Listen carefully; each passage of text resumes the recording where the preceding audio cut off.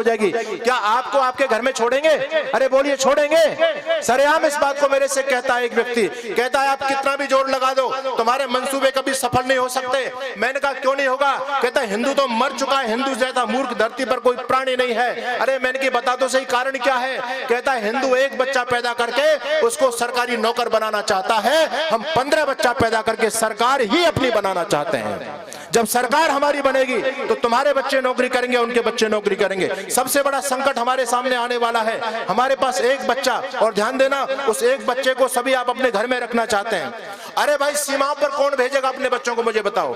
Police में कौन भेजेगा? सेना में कौन भेजेगा? अरे सेना में पुलिस में आपके बच्चे पहुंचने वाले नहीं है। आप तो अपने बच्चों को IAS IPS जज बनाना चाह रहे हो, तो उनके बच्चे पहुंचेंगे नहीं पहुंचेंगे? और जब सीमा उनके हवाले हो गई, क्या आपकी सीमा सुरक्षित रहेगी? अबे देश इनके हवाले हो गया, सेना में ये लोग हो गए, क्या आपका देश सुरक्षित रहेगा? इसलिए मैं कहता हूं हिंदू सबसे बड़ा मूर्ख जो अपने हाथों अपने पैरों पर कुल्हाड़ी मारने का काम कर रहा है। अरे हमको बहकाया गया, हम बहकते चले गए। इतिहास से हमने कभी भी सबक नहीं लिया।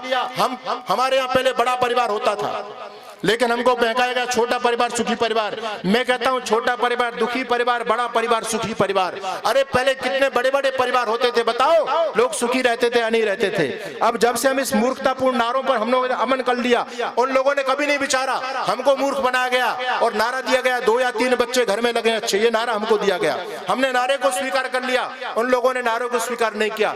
फिर लोगों ने नारा बदल दिया और कहने लगे हम दो हमारे दो, अब हम दो हमारे जैसे भी हम चले गए। अब नारा दे दिया शेर का बच्चा एक ही अच्छा, हम यहां तक आ गए। फिर भी हम मूर्ख बनते चले गए, एक बच्चे पर आ गए और अब तो सारी की सारी हदें पार हो चुकी हैं। अब वर्तमान समय में नारा दे दिया है बच्चा ना बच्चे और नींद आए अच्छी, यानी हिंदू समाज किस दिशा में जा रहा है? आप सोचिए, हमको मारने के लिए उन लोगों को ज्यादा कुछ करने की आवश्यकता नहीं है, हम स्वयं मरने वाले हैं। हम केवल संपत्ति पर ध्यान दे रहे हैं। महानुभाव, ये संपत्ति बचने वाली नहीं है। राष्ट्र सुरक्षित नहीं है तो हमारा कुछ भी सुरक्षित नहीं है। आज समय है हम लोग सतर्क सावधान होकर के इस देश की संस्कृति की, इस देश की थाती को सजाने का, संवारने का प्रयास करें।